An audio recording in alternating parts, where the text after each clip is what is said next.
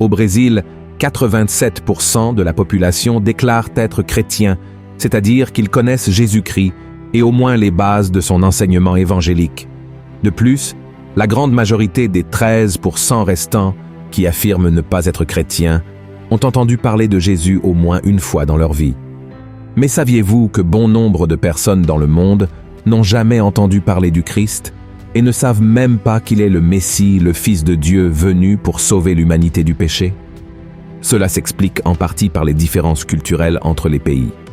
Par exemple, l'Inde, qui compte près d'1,5 milliard d'habitants, a plus de 330 millions de dieux, et aucun d'entre eux n'est le vrai Dieu. C'est une cécité spirituelle considérable, n'est-ce pas?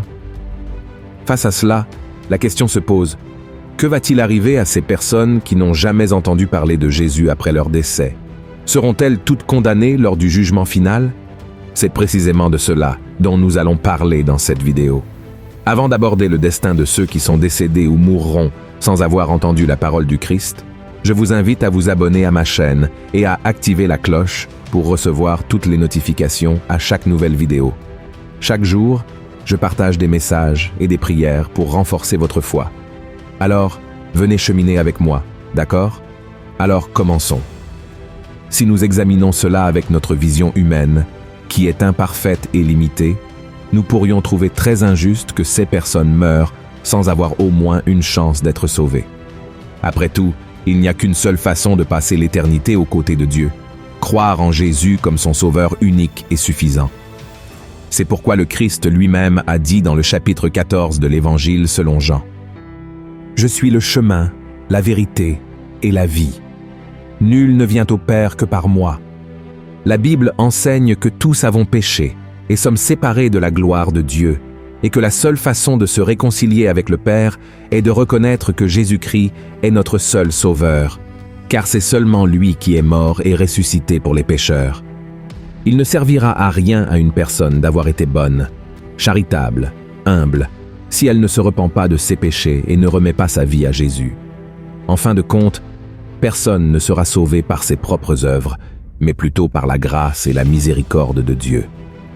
C'est là que se pose la question d'une possible injustice envers ceux qui n'ont jamais entendu parler de Christ.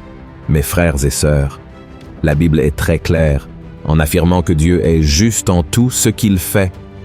Voyez ce qui a été écrit par Moïse. « Car je proclamerai le nom de l'Éternel. Rendez gloire à notre Dieu.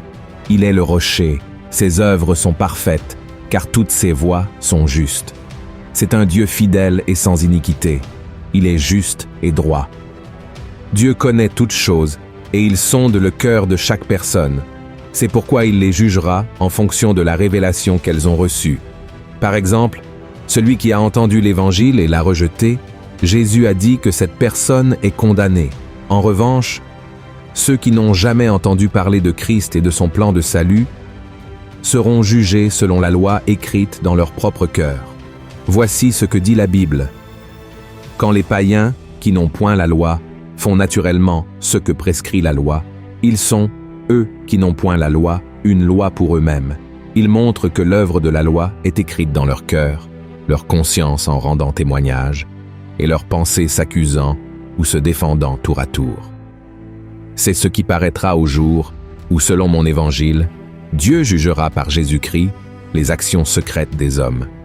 Cela signifie que lorsqu'une personne fait quelque chose qui va à l'encontre des commandements de Dieu, elle sait instinctivement qu'elle a tort, même si personne ne lui a montré cela.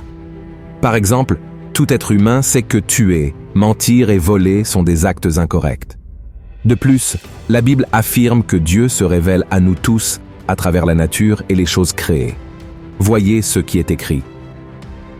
En effet, les perfections invisibles de Dieu, sa puissance éternelle et sa divinité, se voient comme à l'œil, depuis la création du monde, quand on les considère dans ses ouvrages.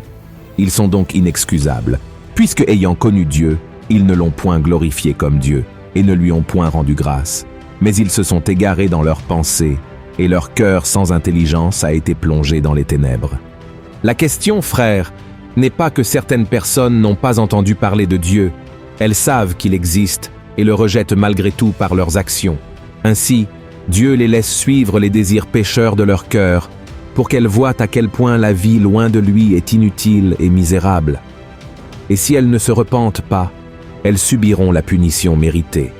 Alors, frères, au lieu de débattre du destin de ceux qui n'ont jamais entendu parler de Jésus, nous, chrétiens, devrions faire de notre mieux pour qu'ils connaissent le message du salut.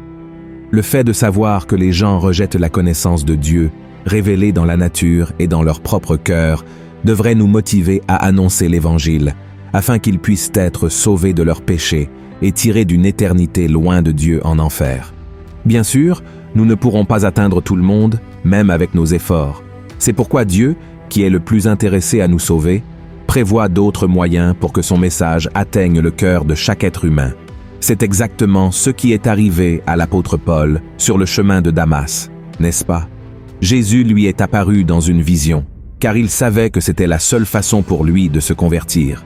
Et si vous cherchez sur Internet, vous trouverez de nombreux témoignages de personnes qui, comme Paul, ont eu une rencontre avec Jésus et ont fini par se convertir. Beaucoup d'entre elles ont eu des rêves, des visions, et même des apparitions du Christ lui-même, qui leur ont montré le chemin du salut.